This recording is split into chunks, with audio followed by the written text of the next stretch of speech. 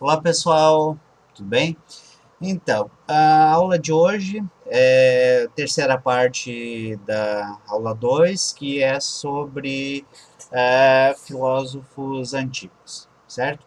Hoje nós vamos estudar o Platão, tá bom?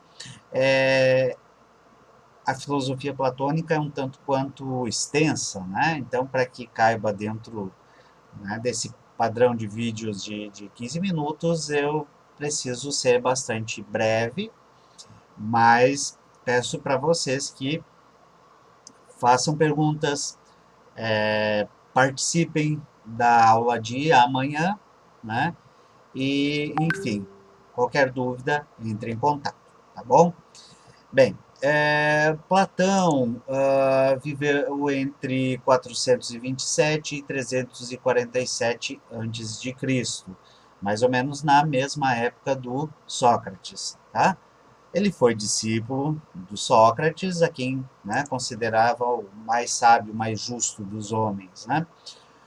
Platão também fundou, né, uma escola. Aqui tem uma imagem representando, né, o que seria a academia, tá? É,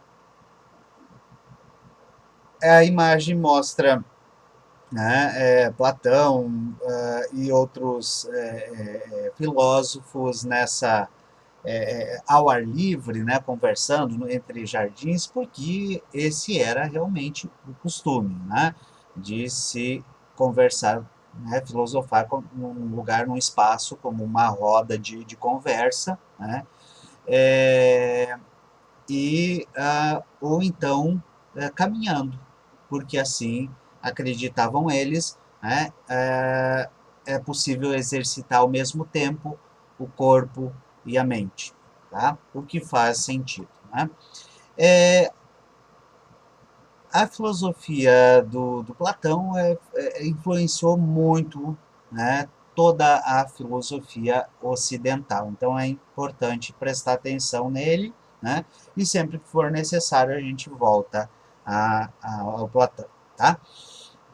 Bem, é, vamos falar sobre o dualismo platônico. Vamos ver o que é isso, o que significa o dualismo platônico. Vejam só, né? Nós não vimos Parmênides e Heráclito, que são dois filósofos pré-socráticos, né? Mas vejam, a filosofia de Parmênides e do Heráclito, né, as filosofias desses dois grandes pensadores, né, é, ela acabou criando um paradoxo, né, que de certa forma permanece ainda hoje na história da filosofia, mas foi muito forte aqui na antiguidade. Qual é o paradoxo? Né? É, por um lado, Parmênides observou a, a natureza como permanência, ou seja, né, por mais que tudo que é vivo morra, por mais que as coisas se transformem, elas tendem a permanecer. Ou melhor, a natureza como um todo tende a permanecer. Né? É, o, o Parmênides atribui isso ao átomo, né? A ideia de que há uma unidade indivisível na própria matéria e que é responsável pela permanência da natureza. Né? Por outro lado, o Heráclito observou o contrário, né? Que a natureza está sempre em constante transformação. Né? A frase mais famosa do Heráclito é a seguinte, né? É, não é possível a mesma pessoa banhar-se duas vezes no mesmo rio, porque tanto a pessoa quanto o rio são outros, né? Se modificam, se transformam. Tá? É, é muito interessante, né, essa frase um tanto quanto poética para marcar, né, o fato de que realmente a realidade está sempre em constante transformação. Então, aí está o paradoxo. Né? É, por um lado, a realidade está sempre em constante transformação, né, mudança. Por outro lado, as coisas tendem a permanecer. Né? o ser humano, o animal, a planta morre enquanto indivíduo, mas deixam, né, a semente e geram um novo ser. Tá? Bem, como o Platão explica esse paradoxo? Né? Ele divide, então, o problema em duas questões. Ele divide a realidade, na verdade, em duas partes. Daí o dualismo platônico. Né? De um lado, nós teríamos o mundo sensível, a matéria. Tá? A matéria é mutável, certo? A matéria está sempre em transformação. Né? Da matéria que surgem todas as coisas e a matéria também é a que se deteriora. Por isso, o mundo sensível para o Platão é o mundo da mudança, é o mundo da constante transformação.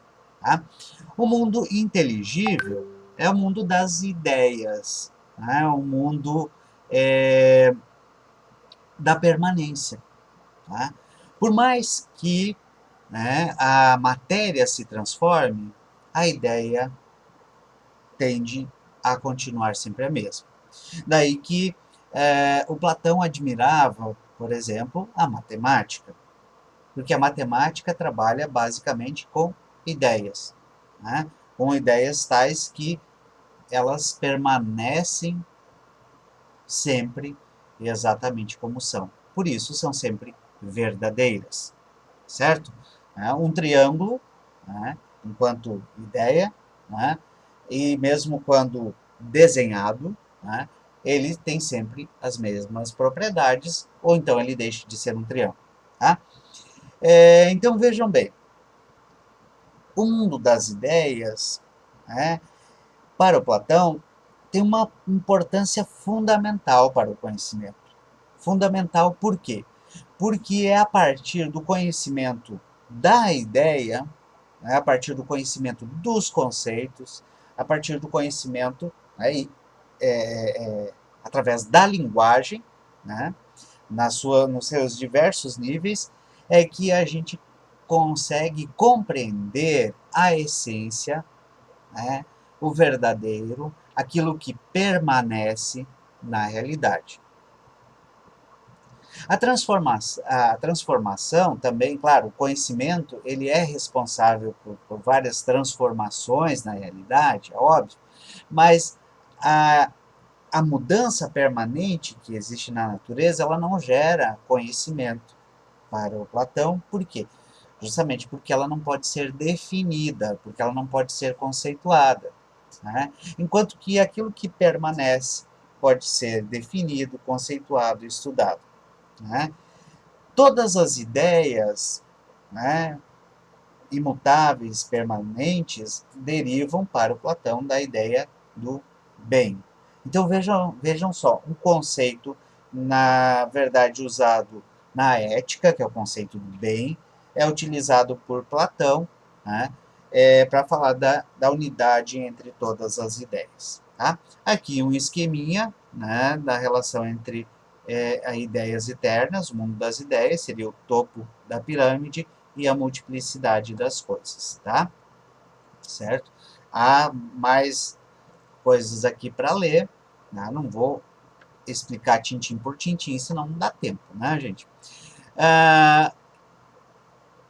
Para explicar como é que se relaciona, como se relaciona o mundo das ideias e o mundo sensível, o Platão utiliza a ideia do demiurgo. Né? O demiurgo seria, né, uma espécie de ser, né, ou de ente, que conforme um artesão, né, ele seria uma espécie de artesão, aqui, né, ele buscou as ideias eternas e tentou fundi-las ou moldá-las, moldar um mundo sensível a partir de ideias eternas. Né? E moldou esse mundo da melhor forma possível. É claro que ele não é perfeito, mas, enfim. Por outro lado, como a essência da matéria é a mudança, a essência da matéria é a constante transformação, então esse mundo ele continua ao mesmo tempo, né, sempre em transformação. O processo do conhecimento, então, ele parte, né, do mundo sensível, ou seja, parte das sensações, esse é o ponto de partida do conhecimento, né, e as sensações, as impressões, elas geram a opinião, ou seja, a doxa. Né? Mas para se chegar a um conhecimento verdadeiro, autêntico, né, é preciso ultrapassar a opinião, né, a impressão que cada um tem e chegar ao saber, né, que é determinado pelas ideias. O conhecimento, portanto, né, ele depende sempre da ideia, né, ou seja, do conceito verdadeiro, justo. Tá? Qual é o método que o Platão utiliza, né, utilizava? É, na verdade, um método muito semelhante ao Sócrates, né, o método socrático. Isso é o método, é o que o Platão herda do Sócrates. Né?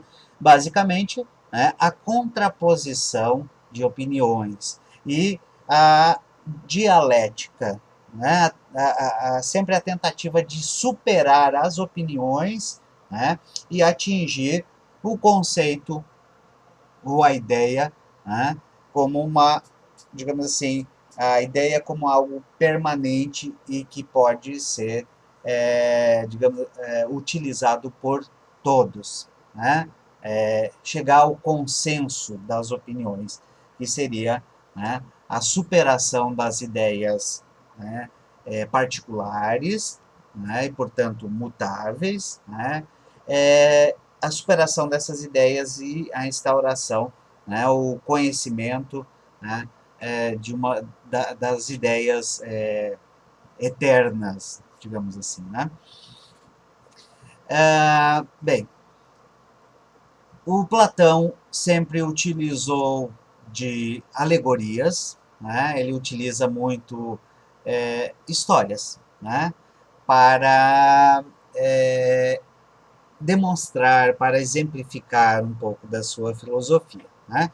E aqui vocês têm uma imagem que se refere ao mito da caverna. Eu não vou narrar aqui o mito da caverna para vocês, né? Vocês podem encontrar aqui, né, o mito da caverna ou a alegoria na caverna. Facilmente vocês encontram na internet. E aqui há um resumo do mito da caverna. É interessante notar no mito da caverna que, a princípio, as pessoas conhecem apenas uma imagem da realidade. Apenas o que? Vejam só, né? Apenas as impressões, né? A sombra do que é a realidade em si mesma, né? E a partir do momento em que alguém decide explorar o que há para além das impressões, para além das opiniões, né, então é que ele descobre, vejam que esse que consegue sair da caverna, né, ele descobre que para além das impressões, né, há as ideias. Né? Para além das impressões, há conceitos que conseguem definir a realidade de uma forma permanente, de uma forma duradoura, de uma forma universal. Né? Esses são as ideias, os conceitos verdadeiros. Tá? Então, a saída da caverna, ela não se dá de uma hora para outra. O conhecimento a partir, né, desse processo de emancipação do ser humano, vamos dizer assim, né, ele se dá, num primeiro momento, como algo estranho. Né? Veja só, estando acostumado às sombras, às ilusões, né, os olhos daquele que sai da caverna demoram um pouco para se acostumar com um ambiente, né, de bastante luz. Né? E num primeiro momento, ele só consegue, né, esse sujeito que sai da caverna, ele consegue é, perceber, né, apenas as imagens refletidas na água, as imagens mais tranquilas e menos iluminadas. Com o tempo, né, ele consegue ter acesso às ideias mais claras e, inclusive, enxergar o próprio Sol. Essa analogia faz referência ao mundo das ideias. Então, o que o Platão entende por ideias são nada mais do que os conceitos que definem a realidade. Então, veja só, uma coisa é ter uma opinião acerca do que é a justiça a partir de impressões. Outra coisa é definir o que é justiça, né, tendo em vista, né, uma definição universal, tendo em vista, né, a necessidade de um conceito permanente de justiça. Né, e, portanto, não um conceito meu, seu ou de qualquer outra pessoa, sim, mas um conceito que possa ser aplicado a qualquer pessoa, qualquer. Né? Esse é o grande desafio do conhecimento. Né? É a permanência, é a universalidade. Tá? Daí que eu volto a dizer, né? Não só o Platão, mas os filósofos antigos admiravam a matemática por ser uma ciência estável, por ser uma ciência baseada em conhecimentos permanentes, em ideias permanentes. E esse era o ideal almejado por eles. Tá? Quanto à política, né, o Platão escreveu uma obra chamada A República, né, e onde aparece, onde está o mito da caverna, e é onde ele fala também da doutrina dos filósofos, do rei filósofo, né? Quer dizer, filósofo que não no sentido de alguém formado em filosofia, até porque não existia isso na época, né? O filósofo no sentido de que os mais sábios é que deveriam governar, certo? Então os reis deveriam ser como que filósofos, os mais sábios, né, entre as pessoas. Né? Nessa ideia, ele meio que se opõe, né, ou ele faz uma crítica, pelo menos, à democracia, no sentido de que muitas vezes os menos aptos, né, desde que possuíssem uma boa retórica, uma boa oratória, uma boa capacidade de convencimento, eles poderiam se tornar, né, governantes, eles poderiam ascender ao poder. Né? Muitas vezes não sendo sábio, mas apenas aparentando sabedoria. E como, né, o Platão busca a sabedoria, né, o conhecimento nas ideias, né, que são imutáveis, né, que são permanentes, né, que, a exemplo da matemática, né, precisam ser universais. Né, então ele pensa assim, olha, não podemos aceitar a aparência como se fosse a essência, ou seja, não podemos aceitar a aparência da sabedoria como se fosse a essência da sabedoria. E daí que ele trava uma briga muito grande com os sofistas, que, como nós vimos, não acreditavam numa essência do conhecimento, né? Acreditavam no relativismo e pronto, certo? Então, essa foi essa é uma síntese, um resumo, né, sobre as teorias do Platão, né, acerca do conhecimento, né, é, nós iremos trabalhar um pouco mais sobre ele na aula de amanhã, então, por favor, não faltem. É isso, valeu, gente, muito obrigado e vou ficando por aqui. Até mais.